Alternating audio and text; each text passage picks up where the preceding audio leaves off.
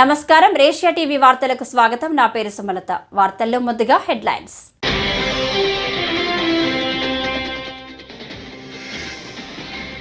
వరద ముంపు గ్రామం బాడవలో రాష్ట్ర మంత్రి నిమ్మల రామానాయుడు పర్యటన. ప్రభుత్వం అండగా ఉంటుందని భరోసా.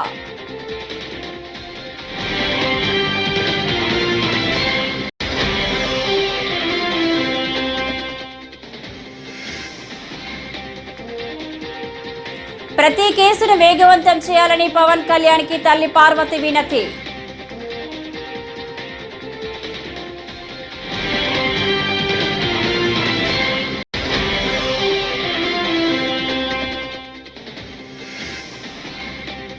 పెన్షన్ల పంపిణీ ప్రక్రియలో జిల్లా కలెక్టర్లు పాల్గొనాలని ఆదేశించిన ఏపీ సీఎస్ నీరబ్ కుమార్.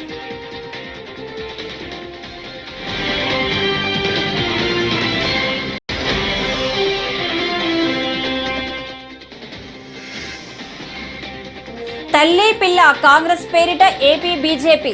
ముఖ్య అధికార ప్రతినిధి లంకా దినాకర్ పెద్ద ఎత్తున విమర్శలు.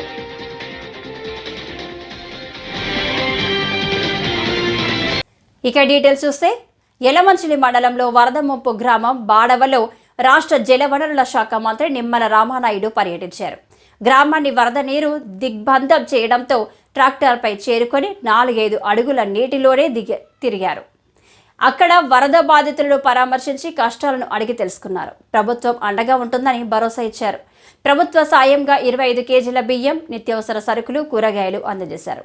ఇళ్లలోకి పూర్తిగా వరద నీరు చేరిన బాధిత కుటుంబాలకు 3,000 నగదు పంపిణీ చేశారు.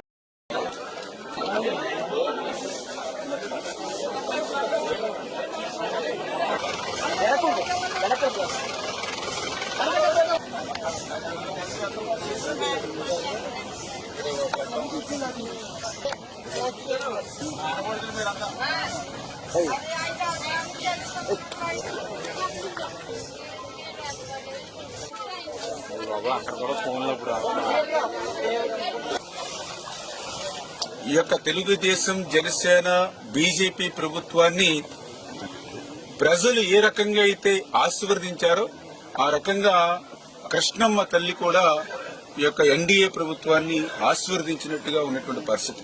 అందుకే గత సంవత్సరం నుంచి అంత ముందు సంవత్సరం కూడా నిండినటువంటి శ్రీశైలం డ్యాము మరి ఈరోజు దాని కెపాసిటీ 215 టీఎంసీలు అయితే ఈరోజు ఆల్రెడీ 203 టీఎంసీల వరకు కూడా నీటి నిండినటువంటి పరిస్థితుల్లో ఏదైతే దానికి 5 స్పిల్వే గేట్లు కూడా ఈ రోజు ఓపెన్ చేసి కిందకి 1,35,000 క్యూసెక్కుల నీరు నాగార్జున సాగర్ ప్రాజెక్టుకి నిన్ననే విడుదల చేయడం జరిగింది.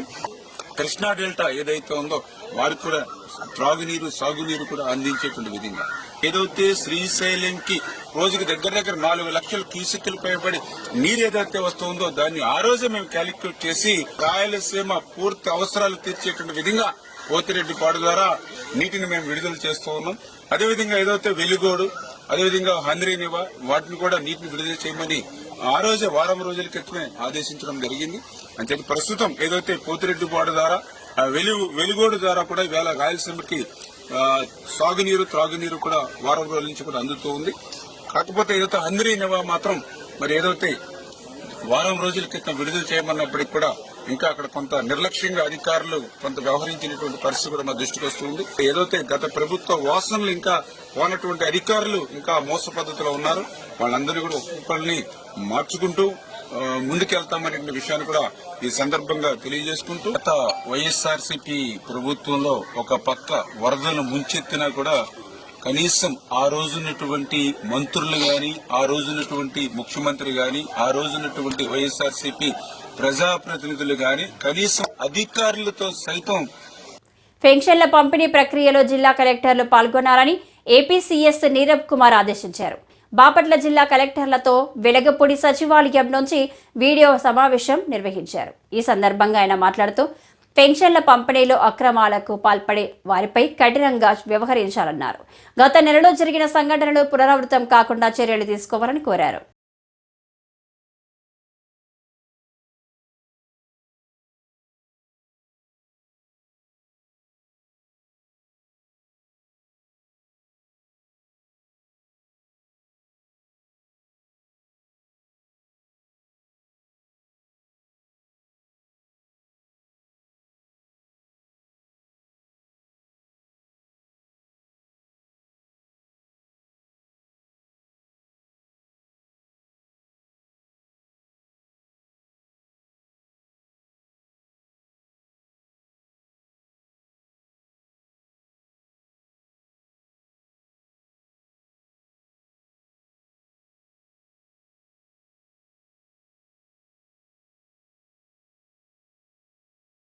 తల్లి పిల్ల కాంగ్రెస్ పేరిట ఏపీ బీజేపీ ముఖ్య అధికార ప్రతినిధి లంకా దినాకర్ పెద్ద ఎత్తున విమర్శలు గుప్పించారు.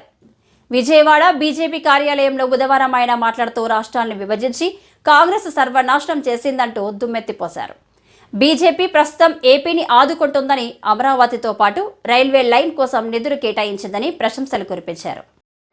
ఎవరైతే అశాస్త్రీయ రాష్ట్ర విభజనానికి మూల కారణమైనటువంటి కాంగ్రెస్ పార్టీలో ఆ రోజు పునర్విభజన చట్టం, ఏపీ పునర్విభజన చట్టాన్ని రాయటానికి, అందులో ఉన్నటువంటి ప్రొవిజన్స్ని ఇన్కార్పొరేట్ చేయడానికి మూల కారణమైనటువంటి వ్యక్తి ఎవరంటే జైరాం రమేష్, రెండోది చిదంబరం. వీళ్ళిద్దరూ కీలక పాత్ర. మూడో వ్యక్తి వీరప్ప మొయిలీ. సరే, వీరప్ప మొయిలీ ఇప్పుడు ప్రస్తుతం ఆయన యాక్టివ్గా లేరు. చిదంబరం గారు అట్లాగే జయరాం రమేష్ గారు ఇద్దరు కూడా ఈరోజు కూడా రాజకీయాల్లో కాంగ్రెస్ పార్టీలో చురుగ్గానే ఉన్నారు. విభజన చట్టం, అశాస్త్రీయ విభజన ఏదైతే తలుపులు మూసి ఆ రోజు విభజన చేసిందో కాంగ్రెస్ పార్టీ, అశాస్త్రీయంగా చేసినటువంటి విభజనలో పొందుపరిచినటువంటి అంశాలు చెల్లని చెక్కులాగే చేశారు. ఒక్కొక్క అంశాన్ని మీరు కనుక గమనించినట్లయితే ఇవాళ ఆయన వచ్చి మాట్లాడుతున్నారు. కేంద్ర ప్రభుత్వ హామీలు ఇప్పుడు ఏదైతే నిధులు గురించి ప్రస్తావించారో చెల్లని చెక్కు అని బ్లంకెట్గా, అసలు ఆయన ఏం చేశాడు, ఆయన ఆధ్వర్యంలో విభజన చట్టంలో ఏం జరిగింది, ఆ అంశాలన్నింటినీ ఎలాగా సవరించుకొని ఇవాళ ఒక్కొక్క పని కార్యదీక్షగా కార్యాచరణలో ముందుకి నరేంద్ర మోడీ గారు ఎలా వెళ్తున్నారనేటటువంటి అంశాన్ని ప్రజలకి తెలియజేయాల్సినటువంటి అవసరం ఉంది. తల్లి కాంగ్రెస్ ఏదైతే ఉందో చక్రవ్యూహ కబంధ హస్తాలతో రాష్ట్రం నలిగిపోయింది. పిల్ల కాంగ్రెస్ చక్రబంధనాలతో 2019-24 మధ్య రాష్ట్రం యొక్క రెక్కలు విరిగిపోయాయి. కాంగ్రెస్ పార్టీ ఏదైతే అశాస్త్రీయంగా రాష్ట్ర విభజన చేయటమే కాకుండా ఏపీ పునర్విభజన చట్టాన్ని అస్తవ్యస్తంగా తయారు చేయటం వెనక జైరాం రమేష్ మరియు చిదంబరం గారుల పాత్ర ఎప్పటికీ కూడా ఆంధ్రప్రదేశ్ ప్రజలు మరిచిపోరు. ప్రభుత్వ అధికారులపై దాడి చేస్తే కఠిన చర్యలు తీసుకుంటామని గురజాల డీఎస్పీ శ్రీనివాసరావు హెచ్చరించారు. మంగళవారం సాయంత్రం స్థానిక రూరల్ సీఐ కార్యాలయంలో ఏర్పాటు చేసిన విలేకరుల సమావేశంలో ఆయన మాట్లాడారు. వెల్దుర్తి మండలంలో అటవీశాఖ అధికారులపై గిరిజనులు దాడి చేసి గాయపరిచారని పేర్కొన్నారు. ఈ ఘటనలో ఇప్పటికే 5గురిని అరెస్టు చేసినట్లు వివరించారు. 9 మందిపై కేసు నమోదు చేశామన్నారు.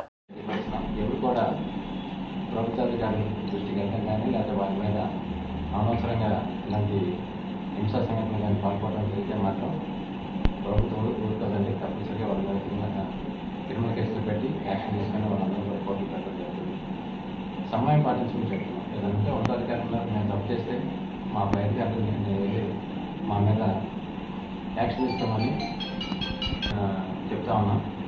కాబట్టి అవకాశాన్ని ఉపయోగించుకోండి. కొంచెం జనాలందరూ కూడా మీ ద్వారా కొంచెం తెలియపరచాల్సిందిగా కోరుతున్నాం. కొంచెం మనకి పర్టికులర్గా వెదర్ ఏరియాలో ఫారెస్ట్ ఏరియా ఎక్కువగా ఉంది. అక్కడ రకరకాల ఫారెస్ట్ మీద ఆధారపడి చాలా మంది ఆధారపడి, అదేవిధంగా చుట్టుపక్కల కూడా బంగారు దుర్గి కాకిరాల ఏరియాలో కూడా అడవుల్లో ఎక్కువ ఉన్నారు. కాబట్టి తరచు కొంత సంఘటనలు జరుగుతున్నాయని మా దృష్టిలో కూడా ఉంది. గతంలో కూడా జరిగింది. కొంత అసాల్ట్ చేశారు, కొంతమంది చనిపోవడం జరిగింది. వాళ్ళందరినీ కొంతమంది పెట్టి వాళ్ళందరూ కూడా లైఫ్ చేస్తారు, యూత్ ఖైదు చేయించడం జరిగింది. అనవసరమైన విషయాల్లో జడ్జి చేసుకొని క్షణికాల విషయంలో ప్రభుత్వ ఉద్యోగుల మీద దాడికి పాల్పడటం మాత్రం ఇప్పుడున్న చట్టాల ప్రకారం కూడా సీరియస్ యాక్షన్ ఉంటుందని మీ అందరిలో తెలియవస్తుంది. గమనించవలసింది కూడా ఈ కేసులో అయితే ప్రస్తుతానికి ఒక 5 అరెస్ట్ చేసి కోర్టుకు పంపడం జరిగింది. అందులో కోర్టు వాళ్ళు 4కి బెయిల్ ఇచ్చినారు. ఒక అతను మాత్రం 12వ తారీఖు దాకా రిమాండ్ ఇచ్చినారు. అది ప్రస్తుతంగా వెళ్ళారు. అదేవిధంగా దానికి సంబంధించి ఒక లాండ్ కేసు ఒకటి అందులో కూడా ముద్దాయిగా ఉన్నారు 10 మంది. ఇప్పుడు ప్రస్తుతం 4 ముద్దాయిలు పెట్టారు. అందులో 10 మంది తర్వాత ఉన్నటువంటి పేర్లు అయితే మనం పెట్టలేదు, కానీ ఇన్వెస్టిగేషన్ చేయాల్సింది. వాళ్ళు కూడా వచ్చినాక చట్ట ప్రకారం వాళ్ళ మీద ఇంద్రకీలాద్రిపై జరుగుతున్న ఆషాఢ మాసోత్సవాలు తుది దశకు చేరుకున్నాయి. ఈ నెల 6న ప్రారంభమైన ఆషాఢ మాసోత్సవాలు ఆగస్టు 4వ తేదీతో ముగియనున్నాయి. ఉత్సవాలు ముగింపు దశకు చేరుకోవడంతో ఇతర ప్రాంతాల నుంచి పెద్ద సంఖ్యలో భక్తులు భక్త బృందాలు ఇంద్రకిలాద్రికి తరలివచ్చి అమ్మవారికి సారె సమర్పిస్తున్నారు. సారె తీసుకువచ్చిన బృందంతో కలిసి ఈవో రామారావు అమ్మవారిని దర్శించుకున్నారు.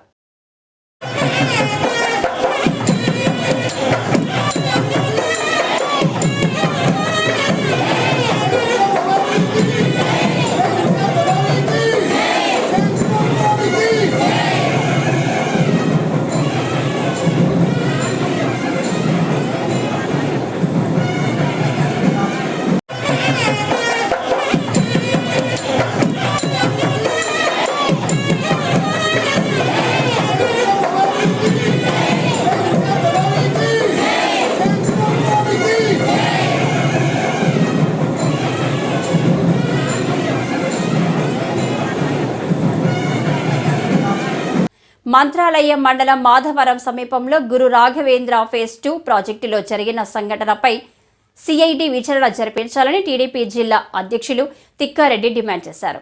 మంగళవారం మాధవరం వద్ద ధ్వంసం చేసిన పంప్ హౌస్ను తిక్కారెడ్డి పరిశీలించారు. ఈ సందర్భంగా ఆయన మాట్లాడుతూ ఈ ఘటనపై సిఐడి విచారణ జరిపి దోషులు ఎంతటి వారైనా కఠినంగా శిక్షించాలని డిమాండ్ చేశారు.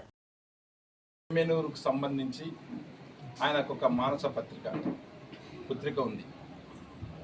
అదే గురు రాఘవేంద్ర పులికర్మ.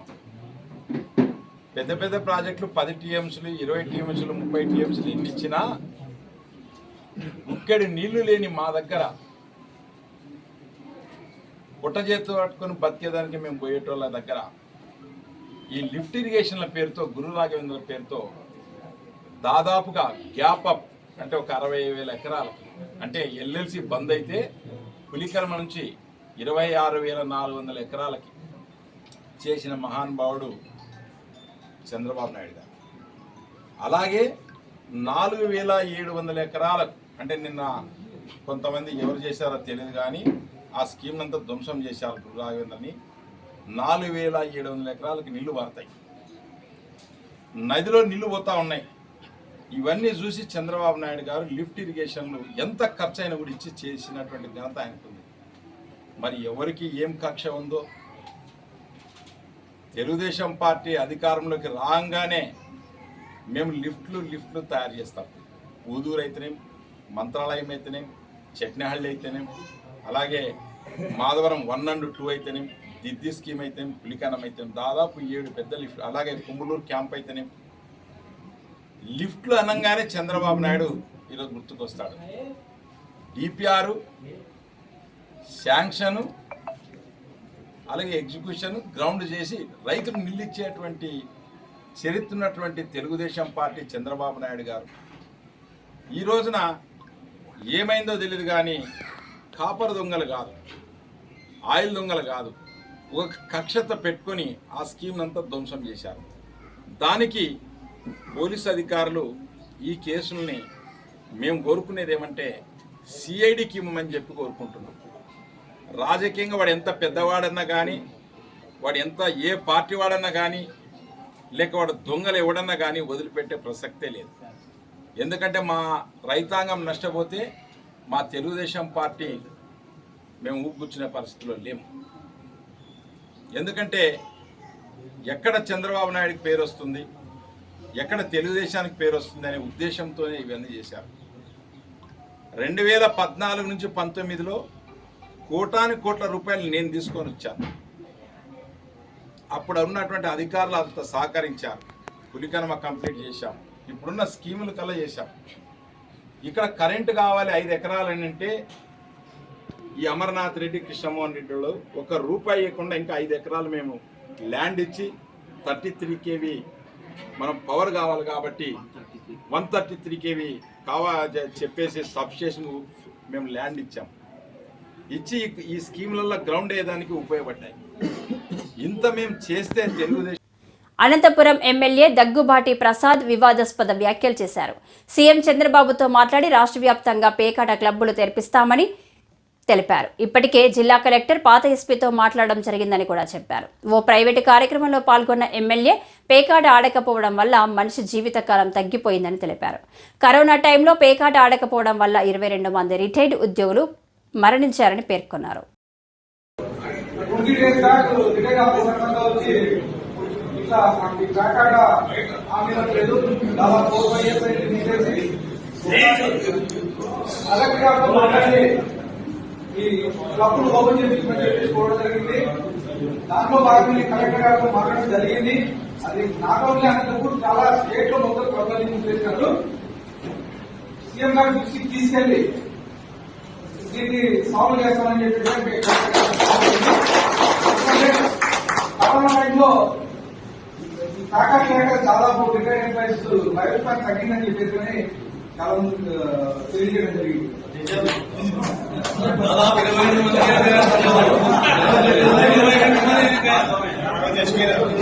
లైఫ్ స్పాన్ లో న్యూస్ అని చెప్పేసి అదే విషయం కలెక్టర్ గారు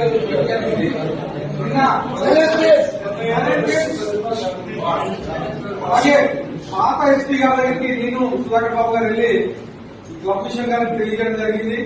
ఆన్లైన్ సేమ్ ఇలాగే అనంతపూర్ క్లబ్ ఒకటే కాదు, మొత్తానికి క్లబ్లను బ్యాకప్ చేశారు.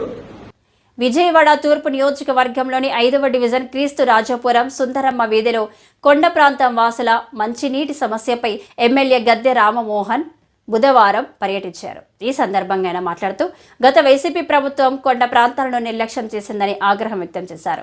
క్రీస్తు రాజాపురం కొండ ప్రాంతానికి నిధులను వినియోగించకుండా ప్రజలను తీవ్ర ఇబ్బందులకు గురి చేసిందని మండిపడ్డారు.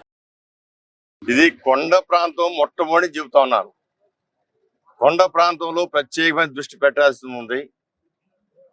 ఇవాళ అక్కడ ప్రజలు చెబుతా ఉన్నారు, రాత్రిపూట 12 నుంచి తెల్లారి 4 వరకు నీళ్లు వచ్చే పరిస్థితి ఉంది.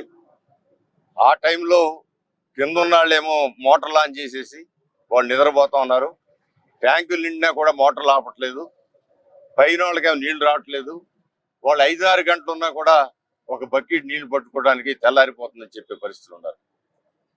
అందుకే నారా చంద్రబాబు నాయుడు 2014-19 ఈ కొండ మీద 2 ఓవర్ ట్యాంకులు కట్టిస్తుంది, పూర్తి చేయడం జరిగింది. పబ్లిక్ నీళ్లు ఇవ్వడం జరిగింది.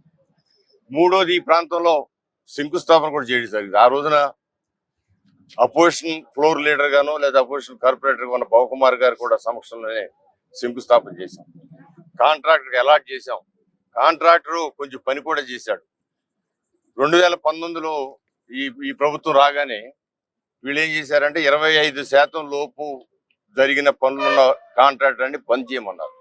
దాంట్లో అది బంద్ పడిపోయింది. ఈ 5 సంవత్సరాల బంద్ ఏదైతే చేశారో అది ఇప్పటి వరకు అదే కొనసాగింది తప్ప కొంచెం ఒక ట్యాంక్ కడదామనే ఆలోచన కానీ లేదా ట్యాంక్ కడదామన్నా ఆ గవర్నమెంట్ మీద క్రెడిబిలిటీ లేక టెండర్లు వేసేవాళ్ళు లేక అది ఆగిపోవడం. ఏదేమైనా కూడా వీళ్ళకి ట్యాంక్ నిర్మాణం కాలేదు, చుక్క నీరు పెరగలేదు. ఇవాళ మేము రాగానే మొట్టమొదటిగా ఆలోచన చేసింది ఏంటంటే ఇంకా కొండ ప్రాంతం ఎక్కడైతే నీళ్ళ అవసరం ఉందని, ఈ ప్రాంతంలో అయితే ఇంకా 2 ఓవర్ హెడ్ ట్యాంకులు కట్టినా కూడా సరిపోని పరిస్థితి. ఇమ్మీడియట్ గా మొట్టమొదటి ఓవర్ హెడ్ ట్యాంక్ నిర్మాణం చేసి వీళ్ళందరికీ నీళ్లు ఇవ్వాలి. నా యొక్క కోరిక అయితే కొండ ప్రాంతం వాళ్ళకి 20. శ్రీకాళహస్తీశ్వర దేవస్థాన ఆలయంలో ఆడికృతిక వార్షిక బ్రహ్మోత్సవాలలో భాగంగా మంగళవారం సాయంత్రం శ్రీవల్లి దేవసేన సమేత చెంగల్వరాయల స్వామి సుందరంగా వివిధ రకాల పుష్పాలతో ఆభరణాలతో చక్కగా అలంకరించి ఆలయం నుంచి స్వామివారు బయలుదేరి నారద పుష్కరిణి వద్ద స్వామివారి ఉత్సవం నిర్వహించారు. ఈ కార్యక్రమంలో ఆలయ ఈవో ఎస్ఎస్ఎన్ మూర్తి, ఆలయ అధికారులు, భక్తులు పాల్గొన్నారు.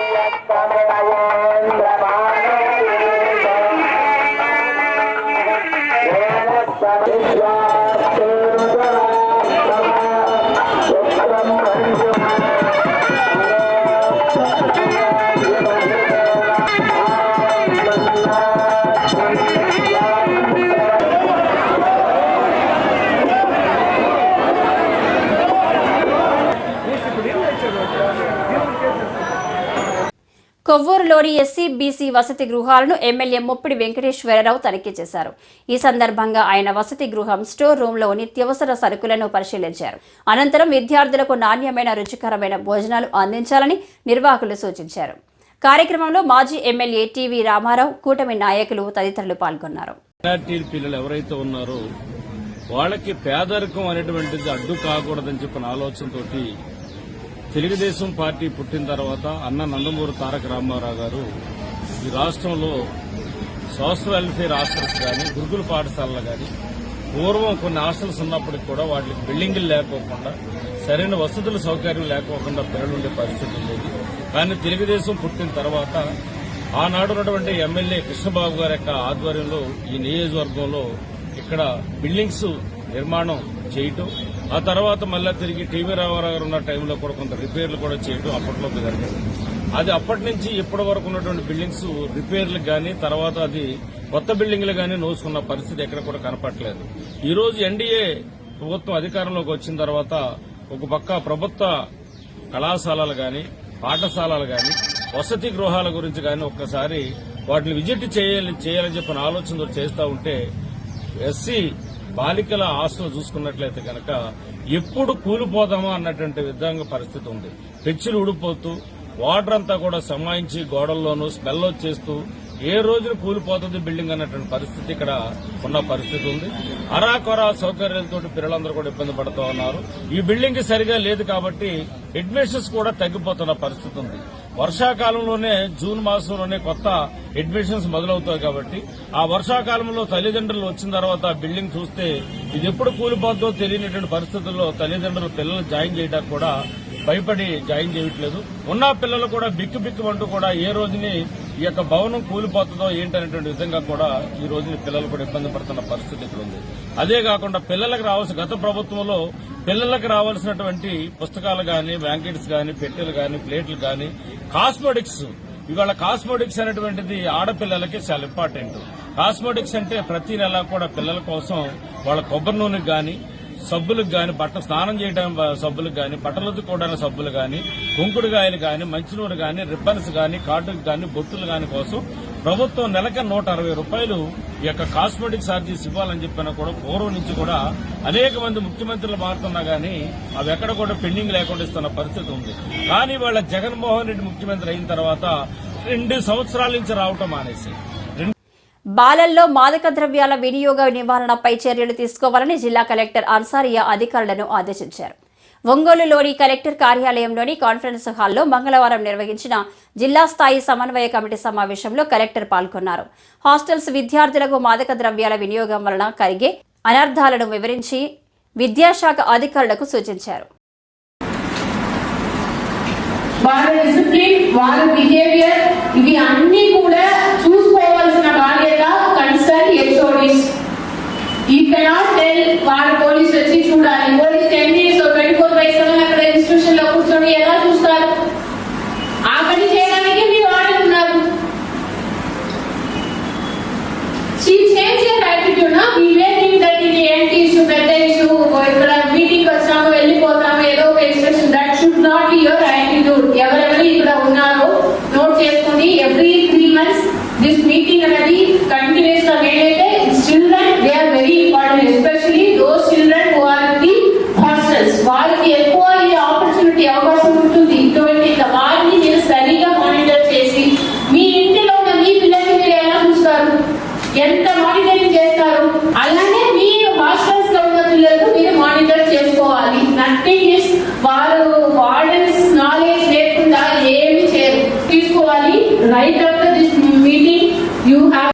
రాష్ట్రాన్ని అన్ని రంగాల్లో సర్వనాశనం చేసిన వ్యక్తి జగన్మోహన్ రెడ్డి అని, అందుకే ప్రజలు ఎన్నికల్లో ఆయనకు తగిన బుద్ధి చెప్పారని కడప ఎమ్మెల్యే మాధవి పేర్కొన్నారు. కడపలో ఆమె పలు చౌక ధరల దుకాణాలను ప్రారంభించారు. ఈ సందర్భంగా ఎమ్మెల్యే మాట్లాడుతూ జగన్ ప్రజా వ్యవస్థకు పనికిరారని వ్యాఖ్యానించారు. రాష్ట్ర ప్రతిష్టను దెబ్బతీయాలని, పెట్టుబడులు రాకుండా చేయాలని ఢిల్లీలో ధర్నా చేశారని విమర్శించారు.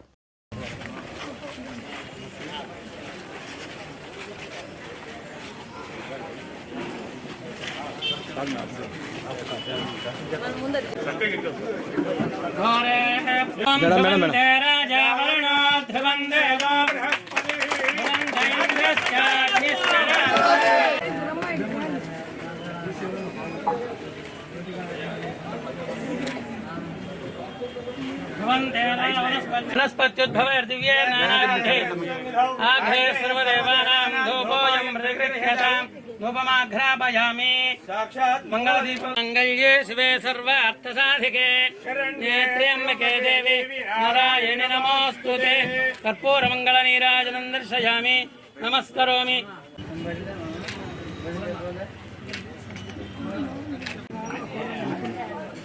ఓకే మేడం ఓకే రెడీ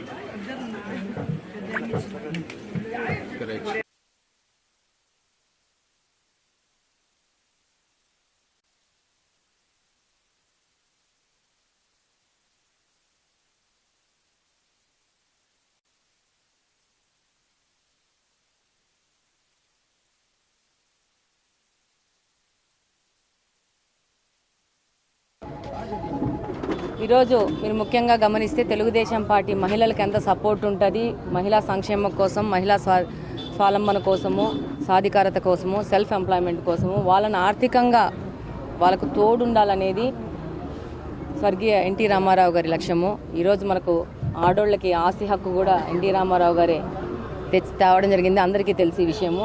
ఆ తర్వాత డ్వాక్రా పథకం అని మొదలుపెట్టేసి చంద్రబాబు నాయుడు గారు మహిళా సంక్షేమం కోసం ఎంత పాటుపడ్డారో తెలుసు. ఆయన మానస పుత్రిక డ్వాక్రా అనేది. ఆ తర్వాత మహిళలకి ఎన్నో సంక్షేమ పథకాలు, మహిళలకి ప్రాధాన్యత. ఈరోజు కడప నియోజకవర్గంలో ఓ మహిళగా నాకు అవకాశం ఇచ్చి ఇక్కడ మహిళ అవసరం ఉంది అనేసి గుర్తించిన మొట్టమొదటి వ్యక్తి శ్రీ నారా చంద్రబాబు నాయుడు గారు. ఈరోజు ఆయన అడుగుజాడల్లో మేము కూడా వెళ్తూ కడప నియోజకవర్గంలో ఈ యొక్క రేషన్ షాపులు పేద బలుగు బలహీన వర్గాల కోసము వాళ్ళకి తక్కువ సరసమైన ధరల్లో వాళ్ళకి నిత్యావసర సరుకులు తీసుకొచ్చే విధంగా పెట్టిన రేషన్ షాప్లో ఎక్కువగా మహిళలకు ప్రాధాన్యం ఇస్తూ మహిళలతో ముందుకెళ్తున్నాము. ఈరోజు మీరు గత 5 సంవత్సరాల వైఎస్ఆర్సీపీ ప్రభుత్వంలో చూస్తే ఎలా ఉంది, అంతకుముందు 14-19 సంవత్సరంలో ఎలా ఉంది అనేది ముఖ్యంగా గమనిస్తే 14-19 సంవత్సరంలో రేషన్ షాపులలో రాగి పిండి, గోధుమ పిండి, గోధుమలు, ఉద్దిపప్పు, శనగపప్పు, ఆయిల్ అన్నీ ఇచ్చేవాళ్ళు. ఈరోజు ఈ 19 నుంచి 24 వరకు బియ్యం ఒక్కటే ఇస్తున్నారు. ముఖ్యంగా గమనించాల్సిందంటే ఈ బియ్యం కూడా ప్రధానమంత్రి దగ్గర నుంచి సెంట్రల్ గవర్నమెంట్ నుంచి వచ్చే 5 కిలోల పర్సన్కి వచ్చే బియ్యాన్ని వీళ్ళు జగన్మోహన్ రెడ్డి తన బొమ్మ వేసుకొని ఈయనేదో ఆయన ఇంట్లో సొమ్ము తీసుకొచ్చేసి జనాలకి ఇస్తున్నట్టు ఒక రకమైన ఒక అపోహ క్రియేట్ చేస్తూ బండ్లో పెట్టి బండ్లలో బొమ్మలు వేసేసి. ఈ వార్తలు ఇంతటితో సమాప్తం. నమస్కారం.